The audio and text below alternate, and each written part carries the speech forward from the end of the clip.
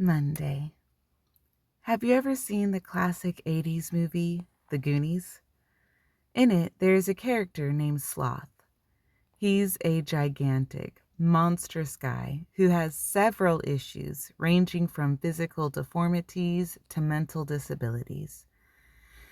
He had been neglected and abused by his family, and everyone thought he was a monster. The cool part is, at the end of the movie, one of the main characters says to Sloth, "You're gonna live with me now. I'm gonna take care of you because I love you." I know this is just a silly scene from a 1980s movie, but it reminds me of how we relate to Jesus. Because of sin, we are deformed and disabled. We are at the same time in danger and dangerous. We are hurt by sin and hurt by sinning. All of this would separate us from God and each other if not for Jesus. Jesus, the perfect one who never sinned, faced the gravest danger for us. He was deformed and disabled on the cross to pay the price for the sin we ultimately committed against him. He made a way for us to be accepted, cared for, and to live in love with God forever. One of the points Pastor Andy made in his sermon is about the people choosing to release a criminal instead of Jesus. "Give us Barabbas," they shouted. He pointed out that compared to a hardened criminal, most people would feel pretty good about themselves, as opposed to being around someone who is doing better in life. But Jesus is so far and above any of us in his perfection.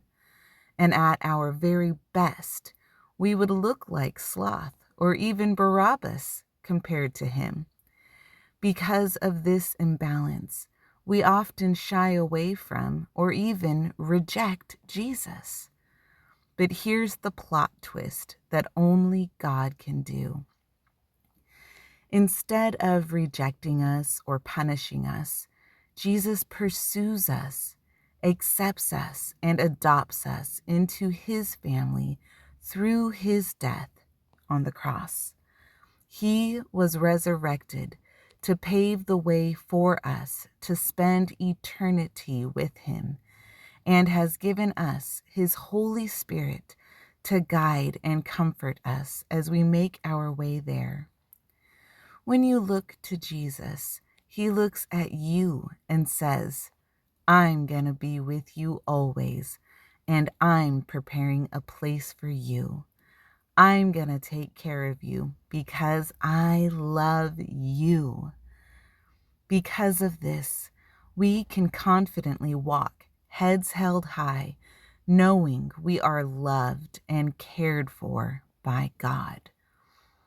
As you go throughout your day, take a moment to sit with Jesus and ask the Holy Spirit to lead you through this.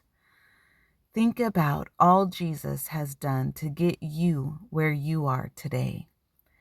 Think about how at this very moment, he is preparing a place for you. Thank God for all he has done. Thank God for all he is doing to prepare an incredible future for you. Take some time to read through these verses and share below what God is speaking to you today. 1 Peter 3:18 through 22. For Christ also suffered once for sins, the righteous for the unrighteous, to bring you to God. He was put to death in the body, but made alive in the spirit. After being made alive, he went and made proclamation to the imprisoned spirits, to those who were disobedient long ago when God waited patiently in the days of Noah while the ark was being built. In it, only a few people, 8 in all, We're saved through water, and this water symbolizes baptism that now saves you also. Not the removal of dirt from the body, but the pledge of a clear conscience toward God. It saves you by the resurrection of Jesus Christ, who has gone into heaven and is at God's right hand, with angels, authorities, and powers in submission to him. John 14:2-4. My Father's house has many rooms. If that were not so, would I have told you that I am going there to prepare a place for you? And if I go and prepare a place for you, I will come back and take you to be with me, that you may also be where I am. You know the way to the place where I am going. Revelation 21:4-5. He will wipe every tear from their eyes. There will be no more death, or mourning, or crying, or pain, for the old order of things has passed away.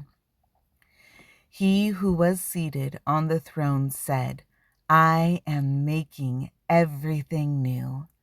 Then he said, write this down, for these words are trustworthy and true.